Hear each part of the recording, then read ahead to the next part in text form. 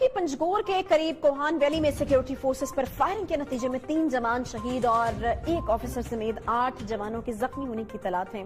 दुश्मन एक मर्तबा फिर से पाकिस्तान में दहशतगर्दी को हवा देकर यहां अदम इस्तेहकाम पैदा करना चाहता है और इस दम में इसका हदफ पाकिस्तान की सिक्योरिटी फोर्सेस हैं और दुश्मन ये समझता है कि सिक्योरिटी फोर्सेस को कमजोर बनाए बगैर पाकिस्तान को कमजोर नहीं किया जा सकता। लिहाजा इस सूरत हाल का जायजा लेने की जरूरत है।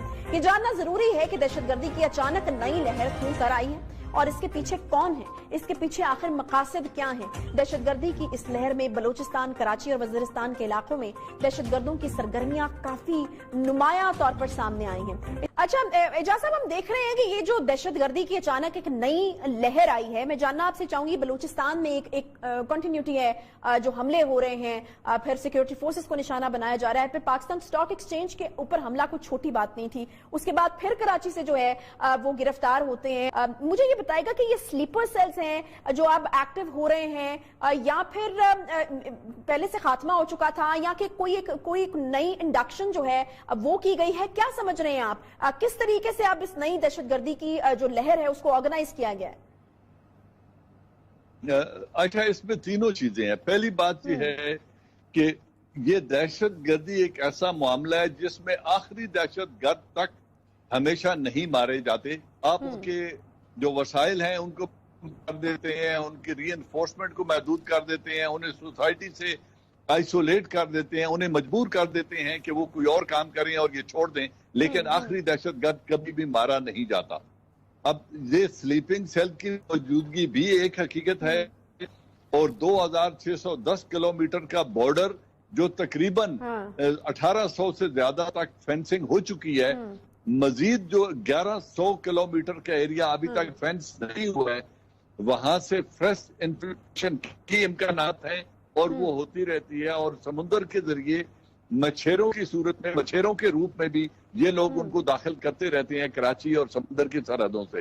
तो मुकम्मल तौर पर रास्ते बंद ना हैं ना हो सकते हैं, इसकी प्रोबेबिलिटी रहेगी क्योंकि जब हिंदुस्तान की हुकूमत इसमें इन्वॉल्व है, अगर आप नरेंद्र मोदी का और उनके राजनाथ का और अजीत डोवाल की स्टेटमेंट सुने तो वो अलल ऐलान ये बात कह रहे हैं कि हम गिलगित बल्तिस्तान के अंदर भी मसाइल पैदा करेंगे, हम बलूचिस्तान के अंदर भी मसाइल पैदा करेंगे और पाकिस्तान और कराची जो चाइना का इंटरेस्ट है उसको भी वो निशाना बनाएंगे, क्योंकि इसमें उनकी पुष्ट पनाही वो आलमी कुव्वतें कर रही हैं जो चाइना को कंटेन करना चाहती हैं और चाइना के बढ़ते हुए इन्फ्लुएंस को रोकना चाहती हैं।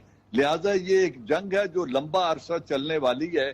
हमें अपने घर को बेहतर करना है और अपने रेस्पॉन्स को बेहतर बनाना है। उसके बाद हम देख रहे हैं कि कराची से आज जो है वो 3 और लोगों को गिरफ्तार किया गया है, साथ उनके ताल्लुकात हैं।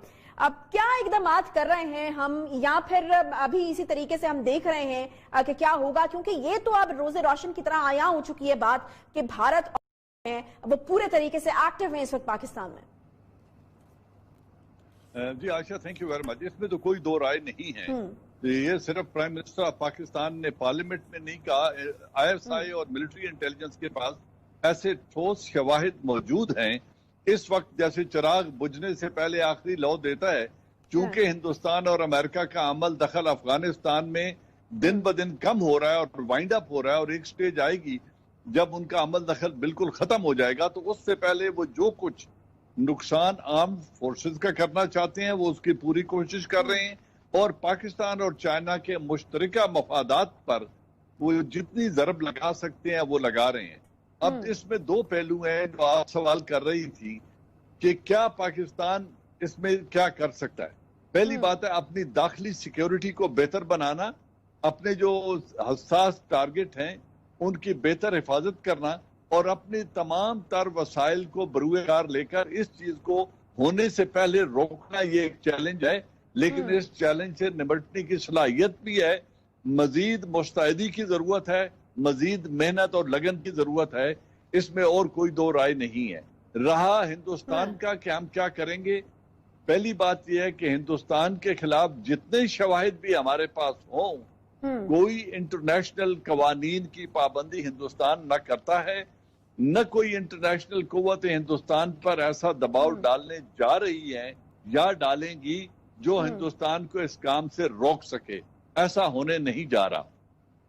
अब इसका एक ही तरीका है कि टिट फॉर टैट जो हिंदुस्तान हमारे साथ कर रहा है, इसी लहजे में, इसी अंदाज में इसका उसको भरपूर जवाब हिंदुस्तान में और कश्मीर में दिया जाए। मेरी जाती राय ये है कि हम इसका पॉलिटिकल सलूशन नहीं ढूंढ सकते, इसका कोई डिप्लोमेटिक हल नहीं है। जो कुछ हिंदुस्तान कर रहा है, इसका हल एक ही है कि उसको वही कीमत अदा करनी पड़े जो वो हमसे वसूल कर रहा है, तो हिंदुस्तान बाज आएगा।